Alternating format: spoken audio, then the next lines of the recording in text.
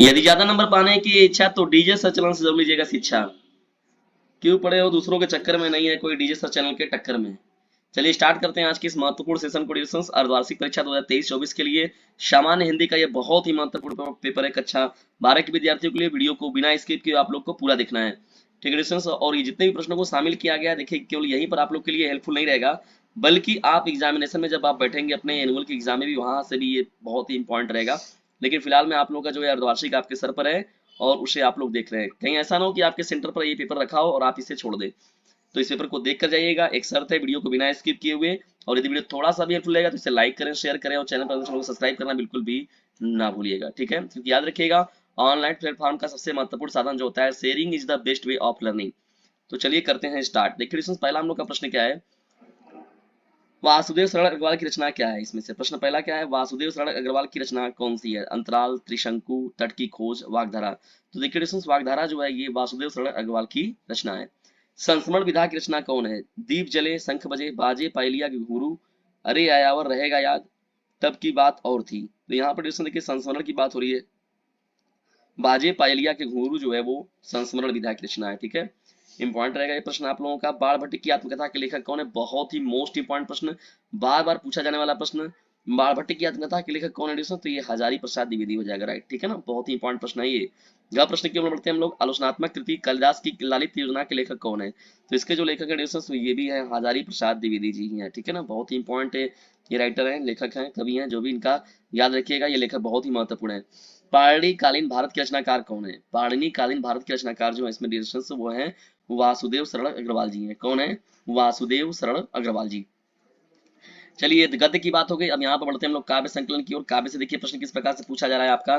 क देखिए जो प्रश्न है, प्रश्न संख्या 2 का क जो दिया गया यहाँ पर, हिंदी साहित्य का प्रथम कवि कहा जाता है। तो देखिए दोस्तों यहाँ पर सीधा सीधा ये नाम पहला वाला जो दिख रहा है आपको, सरहपा जो है हिंदी साहित्य का प्रथम कवि है, ठीक है ना। ये कौन है, सरहपा जी है, ठीक है ना। इंपॉर्टेंट रहेगा। अधखिला फूल रचना की किस रचना की विधा है। देखिए अधखिला फूल जो एडिशंस एक बहुत ही महत्वपूर्ण उपन्यास है। क्या एडिशंस, उपन्यास है। तो ख प्रश्न का विकल्प नंबर सेकंड जो होगा वो करेक्ट हो जाएगा। निम्नलिखित में से अयोध्या सिंह उपाध्याय हरिऔध द्वारा लिखित महाकाव्यात्मक रचना कौन है। रुक्मणी परिचय, रस कलश, वैदेही वनवास, अधखिला फूल। तो ठीक है, ये बहुत ही महत्वपूर्ण प्रश्न है। इसका उत्तर आप लोग दीजिए। कुछ काम आप लोग को भी देना जरूरी है, नहीं तो पता चला कि बेकार हो जाएंगे आप लोग। तो तैयारी अगर रखनी है, अगर आपको एग्जाम बैठना है तो आपको भी कुछ जवाब देना जरूरी है। क्योंकि आपका देखिए फीडबैक मिलता है तो उससे एक मोटिवेशन मिलता है डिस्कशन कि हाँ मेरे जो डिस्कशन है, मेरा कंटेंट उन्हें पसंद आ रहा है, तो उसी प्रकार से आप लोगों के लिए और भी बेहतर बेस्ट करने का अच्छा मन करता है। मैथिली शरणगुप्त की महाकाव्यात्मक कृति कौन है। भारत भारती, जयद्रथ वध, यशोधरा, शाकिर। तो देखिए दोस्तों भारत भारती जो है बहुत ही महत्वपूर्ण महाकाव्यात्मक कृति है मैथिली शरण गुप्त की। देखिए मैथिली शरण गुप्त के बारे में एक बात और आपको बताते चले कि ये देखिए राष्ट्रीय कवि भी हैं, ठीक है ना। यानी हमारे देश भारतवर्ष के अगर राष्ट्रीय कवि के बारे में पूछा जाए तो मैथिली शरण गुप्त जी ही हैं। कहीं देखिए भारत भारतीय रचना में बहुत बड़ा सार मिला है, तो ये देखिए इंपॉर्टेंट है, इसलिए इनको बनाया गया कि नहीं राष्ट्रीय कवि रहेंगे ये। अंगद देखिए प्रश्न क्या है, कामायनी में कुल कितने सर्ग हैं डिविजन। तो ये सीधा सीधा प्रश्न हो जाएगा आपका। उत्तर इसका पहला ऑप्शन ही सही करेक्ट हो जाएगा, 15। यानी जो कामायनी उसमें कितने सर्गों की संख्या है, टोटल है 15 सर्गों की संख्या। डिविजन देखिए बहुविकल्पी में जब प्रश्नों की श्रृंखला समाप्त हो जाती है तो गद्यांश और पद्यांश से रिलेटेड प्रश्न आपका पूछा जाता है। देखिए राष्ट्र का स्वरूप जो चैप्टर है उसी का है, वासुदेव सरड़वाल जी इसके राइटर भी हैं। तो राष्ट्र का तीसरा अंग जन की संस्कृति है, ठीक है ना। देखिए जोड़कर है यहाँ पर गद्यांश में, ये पहला बहुत इंपॉर्टेंट है। तो आप जानते हैं इसमें देखिए शीर्षक दिया गया है, ये 4-5 प्रश्न इस पर पूछा जाता है, सीधा सीधा है ये।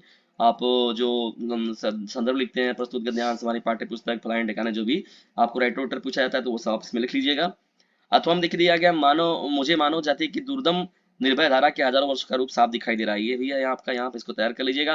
कोई प्रॉब्लम होती है डिस्कशन तो डीजे से चैनल पर जाकर कमेंट बॉक्स में कमेंट कीजिए, तब मैं इसका सलूशन आप लोग को उपलब्ध कराऊंगा। और भी इजीली ऐसे आप पढ़ सकते हैं, केवल आपके माइंड में रहे। क्वेश्चन बैंक भी अगर आप खरीद लिए रूटीन से, आप अगर उसको आधे घंटे पढ़ रहे हैं तो अभी आपको 85 to 90 या 95 भी लाने से आपको कोई रोक नहीं सकता, केवल क्वेश्चन बैंक अगर आप पूरा अच्छे से पढ़ लिए तो। ये चौथे प्रश्न में बढ़ते हैं। देखिए चौथा भी आपका पद्यांश दिया गया है, पद्यांश वाला ये पोर्शन का दिया गया है। स्क्रीनशॉट मार के इसको रख लीजिएगा अपने पास ताकि आपका अच्छे से ये तैयार हो जाए। अब जानते हैं कि गद्य और काव्य से यहाँ पर लेखकों का राइटरों का आता है। यहाँ पर देखिए वासुदेव सरड़वाल जी हो गए, हजारी प्रसाद द्विवेदी जी का पूछा है, कन्हैया लाल मिश्र जी का पूछा है, ठीक है। अयोध्या सिंह उपाध्याय हरिऔध जी का पूछा है, मैथिली शरण गुप्त जी का पूछा है, यहाँ पर जयशंकर प्रसाद जी का। तो यहाँ पर लेखक दिए 2 या 3 लेखक देते हैं, कवि देते हैं, उनका क्या करना होता है, किसी एक का लिखना होता है परिचय। देखिए 6वें प्रश्न में पंचलाइट और बहादुर, ये दोनों कहानियों को मैंने बहुत अच्छे से समझाया है, उसको एक बार देख लीजिएगा आप लोग। रश्मि रथी खंड काव्य के आधार पर देखिए कर्ण का चित्र लिखना है, या तो खंड काव्य में रश्मि रथी खंड काव्य के आधार पर देखिए कुंती जी हो गए, श्री कृष्ण जी हो गए, महारथी कर्ण जी हो गए, तो इन लोगों का देखिए 3 लोगों का मुख्य रूप से इंपॉर्टेंट रहता है। हालांकि बेसिकली जो है रश्मि रथी में कर्ण जी का सबसे इंपॉर्टेंट था, उसको देख लीजिएगा एक बार आप लोग। देखिए यहाँ पर संस्कृत वाला पोर्शन देखिए, खंड ख में जब आप बढ़ते हैं तो यहाँ से संस्कृत वाला पोर्शन आपका स्टार्ट हो जाता है, ठीक है, इसको देख लीजिएगा। देखिए जब भी आपका होता है तो ये संस्कृत वाला संस्कृत भाषा का महत्व नाम का चैप्टर बहुत ही मोस्ट इंपॉर्टेंट है, मोस्ट इंपॉर्टेंट है। उसके 3-4 पैरा है और 3-4 पैरा में बार बार घुमा कर उन्हीं में से पूछा जाता है। देखिए यहीं पर मिल गया आप लोग को, संस्कृत साहित्य साहित्यम सरसम व्याकरण सुनिश्चितम। संस्कृत संस्कृत साहित्य का जो व्याकरण है वो क्या है, सरल है और सुनिश्चित है। तस्य गद्य पदे च ललित भाव बोधनम, इसका जो गद्य पद्य में क्या मिलता है, ललित मिलता है, भावों का सामंजस्य मिलता है, अद्वितीय श्रुति माधुर्य में, और ये अद्वितीय भाषा है और सुनने में बहुत ही माधुर्य लगती है, ठीक है। किम बहुना चैतन्यम दृश्यम तत्परिणाम, तो ये एक तरीके से डिस्टेंस संस्कृत भाषा में महत्व वाला 3-4 पैरा है, इसमें इंपॉर्टेंट है, इसको आप लोग तैयार कर लीजिएगा, अथवा में देखिए दिया गया है, इसको भी आप लोग देख लीजिएगा। जैसे आपको हिंदी गद्य का मिला, हिंदी पद्य का मिला, उसी तरीके से संस्कृत में भी आप लोग को हिंदी पद्यांश मिलेगा, गद्यांश मिलेगा। देखिए यहाँ पद्यांश वाला नीचे शीर्षक दिख रहा है और अथवा में दिया गया है आप लोगों को, ठीक है। ये तैयार कर लीजिएगा अपना स्किन मार्क्स मार्क इसको। दाल में काला होना, उल्टी गंगा बहाना, घोड़े बेचकर सोना, हवा में बातें करना, ये लोकोक्ति और मुहावरे वाला प्रश्न है। 3 शब्दों का संधि विच्छेद, रमेशा, मध्यवरी, राजर्षि, नयनम, मध्य वाला जो हो गया नाम, देखिए आत्मा हो गया। चतुर्थी विभक्ति का तीनों वचन लिखना है, रामो रामा रामा रामम रामो रामा रामे रामा, कोई एक याद कर लीजिएगा, उससे आपका काम हो जाएगा। शब्द युग्म के बारे में बात किया गया है, देखिए यहाँ पर पर्यायवाची शब्द दिया गया है, 3 वाक्यों को शुद्ध करना है।